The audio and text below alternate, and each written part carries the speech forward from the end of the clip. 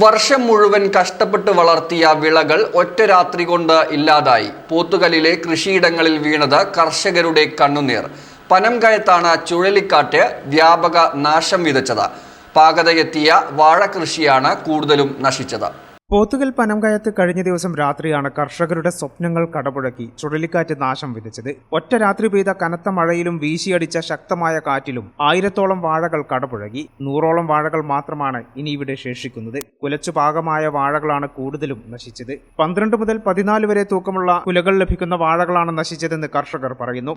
വർഷം മുഴുവൻ കഷ്ടപ്പെട്ട് വളർത്തിയവയാണ് ഒറ്റ രാത്രി കൊണ്ട് നഷ്ടമായത്. ഇനി എന്തു ചെയ്യണമെന്നറിയാതെ പകച്ചു നിൽക്കുകയാണ് കർഷകർ. എൻ്റെ പേര് ഗംഗാധരൻ. കൃഷിപ്പണിയാണ്. എന്തൊക്കെ കൃഷിയുള്ളത്, എന്താ ചെയ്തിരുന്നത്, എന്താ നാശം ഉണ്ടായതെന്നുള്ളത് പറഞ്ഞു. കപ്പ, വാഴ. കപ്പയ്ക്കാണ് കൂടുതൽ നഷ്ടം ഉണ്ടായിരിക്കുന്നത്. ഇത് പാട്ട സ്ഥലമാണ്. അരേക്കറ പാട്ടത്തിനെടുത്ത് കൃഷി ചെയ്താണ്. എത്ര മൂട്? ഏതാണ്ട് 1000 ചോട് ഇപ്പോഴടുത്ത് വരും. അതിലൊരു 50 ചോട് കൃഷി ഇപ്പോൾ ബാക്കിയൊക്കെ പോയതാണ്.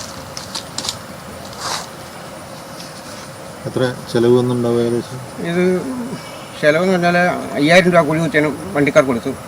പിന്നെ അതുപോലെ കപ്പത്തടി വാങ്ങിച്ചു. പിന്നെ കോഴിക്കാട്ടം കോഴിവളം ഇട്ടു. 2 പ്രാവശ്യം രാസവളം ഇട്ടു. അങ്ങനെയൊക്കെ പണിക്കാരെ കൂട്ടി ചെയ്യുന്നു. സുഖമില്ലാത്ത ഇതാണേ. ഹൃദ്രോഗിയാണ്. വേസ്റ്റ് മേക്കറൊക്കെ വെച്ച്.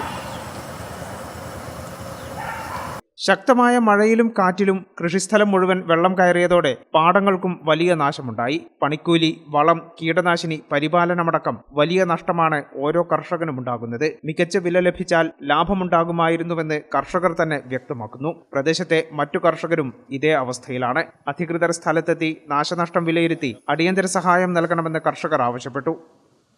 ഈ ചാനൽ ന്യൂസ്, നിലമ്പൂർ.